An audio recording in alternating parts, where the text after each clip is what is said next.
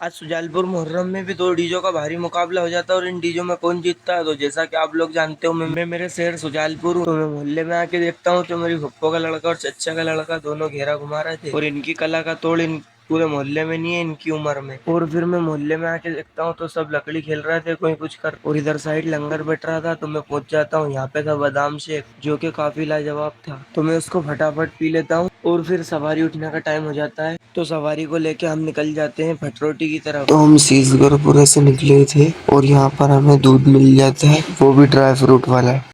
और फिर हम भटरोटी में पहुंच जाते हैं। तो यहाँ ये दो डीजों का कंपटीशन होने लग जाता है और फिर हम इन भैया को हवा में फेंकने लग जाते हैं और फिर सब डीजे के पीछे कूदाफानी मचाने लग जाते हैं।